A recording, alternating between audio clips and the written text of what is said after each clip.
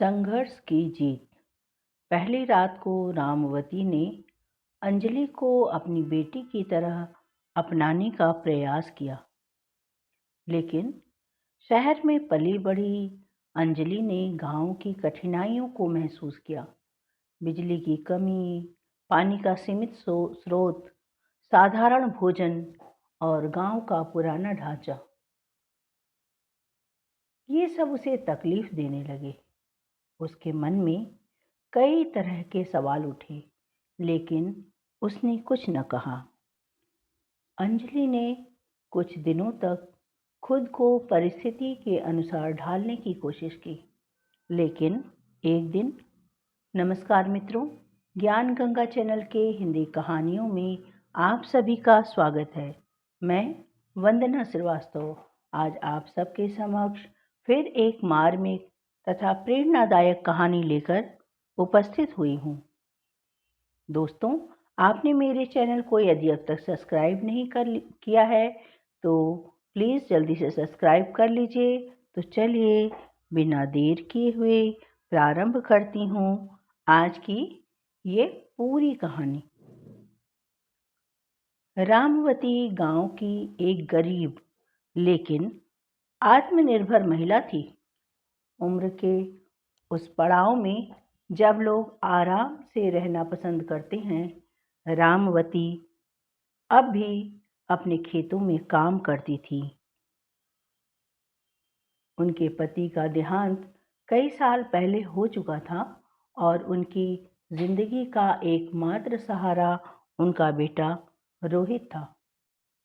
रोहित के कारण ही उन्होंने अपनी सारी जिंदगी मेहनत की थी ताकि उसका भविष्य संवर सके। रोहित की पढ़ाई और फिर नौकरी के लिए उन्हें कई कठिनाइयों का सामना करना पड़ा, लेकिन उन्होंने कभी भी हार नहीं मानी। उन्होंने अपने हाथों से मिट्टी के घर को बनाया, अपनी खेतों में मेहनत की और तो और रोहित को शहर भी भेजा ताकि वह अच्छी पढ़ाई कर सके। रोहित अब एक अच्छी नौकरी में था और एक सुशिक्षित लड़की अंजलि के साथ विवाह भी करना चाहता था। अंजलि शहर के बड़े और अमीर परिवार से थी, लेकिन वह भी आत्मनिर्भर और सरल स्वभाव की लड़की थी। शहर की चकाचौंध में पली बढ़ी थी। उसके सपने बड़े थे और वह जीवन को अपने तरीके से जीने में विश्वास करती थी, लेकिन भाग्य ने उसके लिए कुछ और ही लिखा था कि शादी के बाद अंजलि को एक छोटे से गांव में जाना पड़ा जहां उसका ससुराल था। शादी के बाद पहली बार जब अंजलि गांव आई तो उसने खुद को एक बिल्कुल अलग दुनिया में पाया। गांव का माहौल बिल्कुल अलग था। यहाँ न तो आधुनिक सुविधाएं थी, न ही शहर जैसी आज़ादी। हर चीज पर परंपराओं और समाज की निगाहें थी। पहले ही दिन से अंजलि को महसूस हुआ कि यह बदलाव उसके लिए आसान नहीं होगा। उसे पहले ही गांव की असुविधाओं का एहसास हो गया था, लेकिन उसने सोचा था कि वह अपनी सास रामवती जी को समझने और उनके साथ तालमेल बिठाने की कोशिश करेगी। पहली रात को रामवती जी ने ही अंजलि को अपनी बेटी की तरह अपनाने का प्रयास किया, लेकिन शहर में पली बड़ी अंजलि ने गांव की कठिनाइयों को महसूस किया। बिजली की कमी, पानी का सीमित स्रोत, साधारण भोजन और गांव का पुराना ढांचा, ये सब उसे तकलीफ देने लगा। उसके मन में कई सवाल उठे, लेकिन उसने कुछ न कहा। पहले ही दिन जब अंजलि ने अपनी मासी सास के लिए चाय बनाई तो उसे डांट सुननी पड़ी। उन्होंने कहा कि शहर की लड़की हो, लेकिन यहाँ के नियम सीखने होंगे तुम्हें। चाय ऐसे नहीं बनती। अंजलि को समझ ही नहीं आया कि इतनी छोटी सी बात पर भला इतना गुस्सा क्यों क्यों कर सकता है कोई इतना गुस्सा। इसके बाद गांव की औरतें अंजलि की पोशाक को लेकर ताने कसने शुरू कर दिए।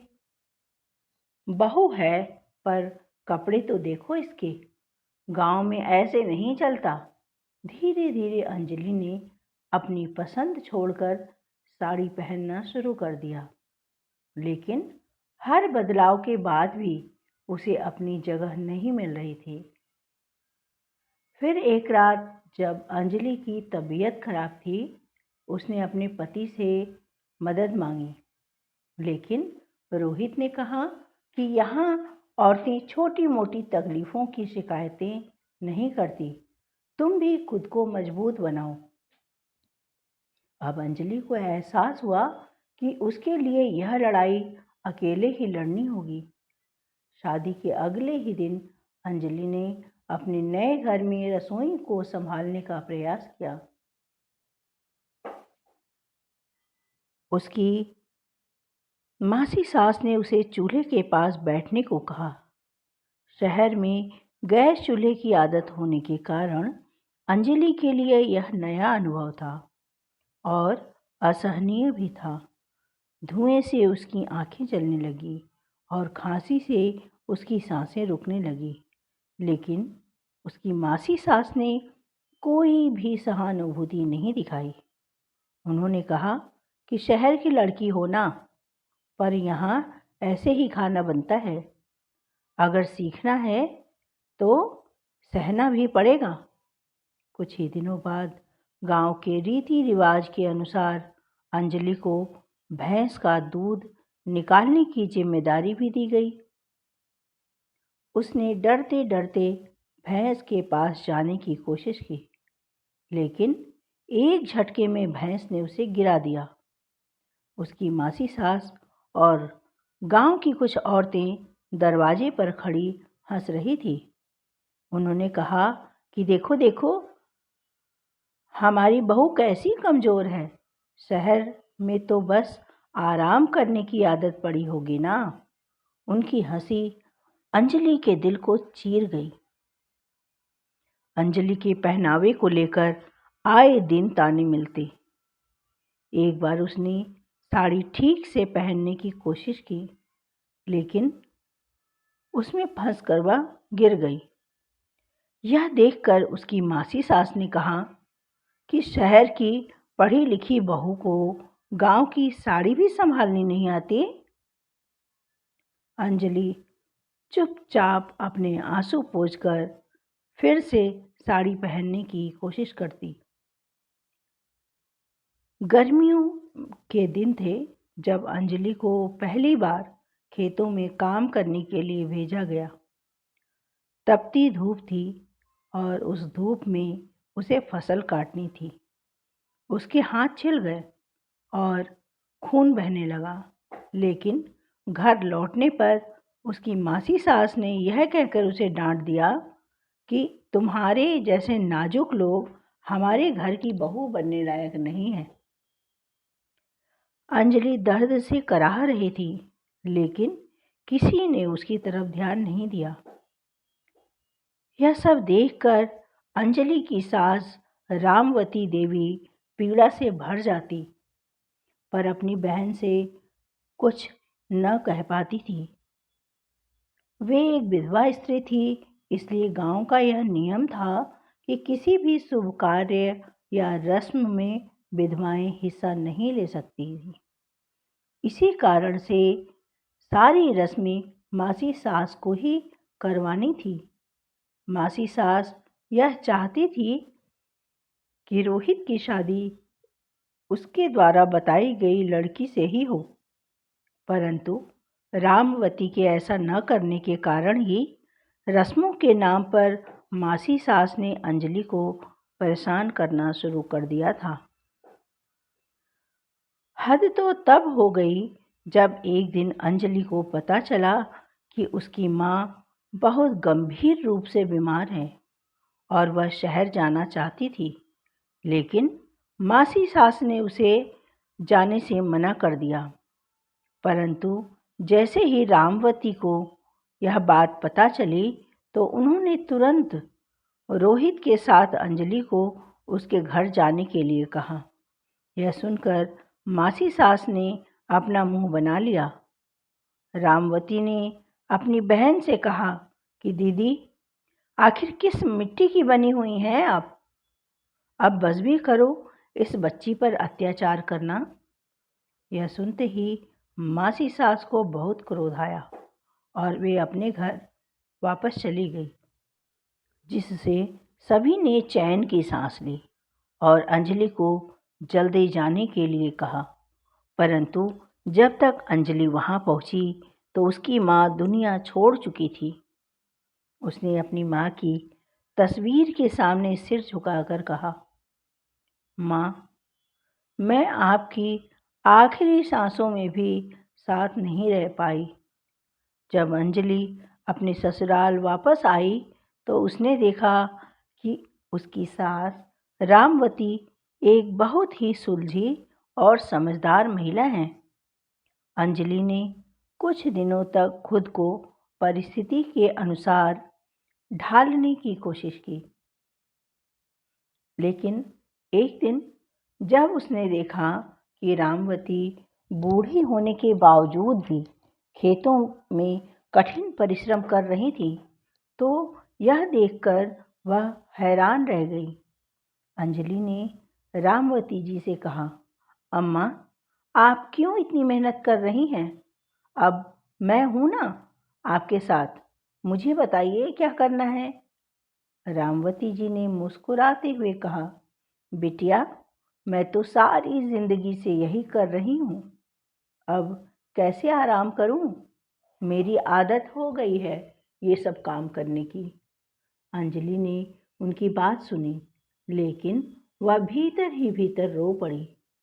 उस रात अंजलि ने रोहित से कहा कि वह अपनी सास को आराम देना चाहती हैं और उन पर से यह बोझ हल्का करना चाहती हैं। अगले दिन से अंजलि ने ठान लिया कि वह रामवती जी को अपने साथ काम करने से रोकेगी।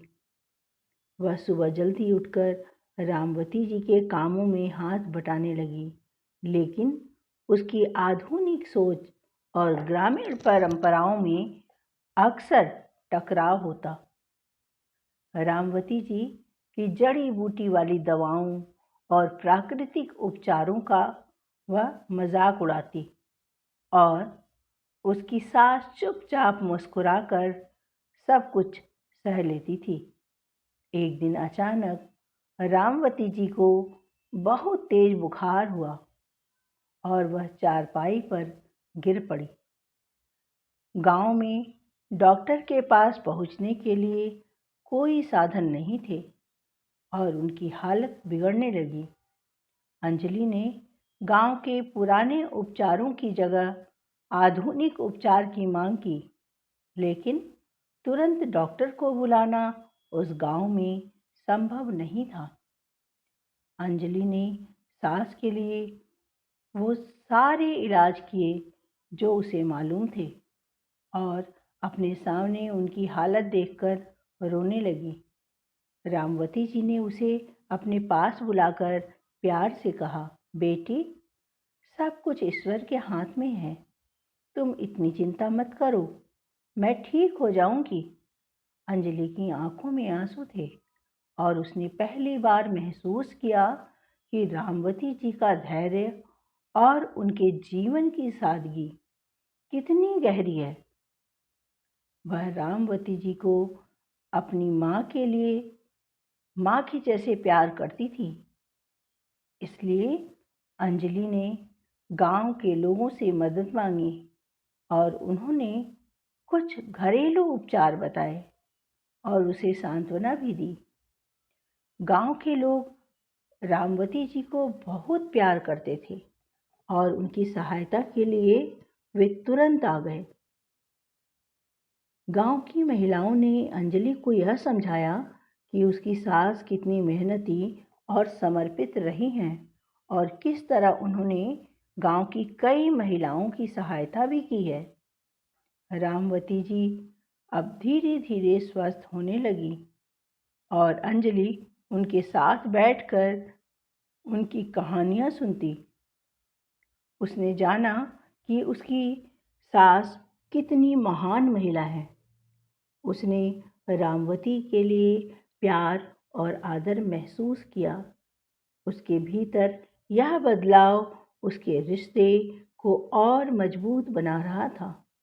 उसके संघर्ष की जीत हुई। वह रिश्तों का असली अर्थ समझ आया।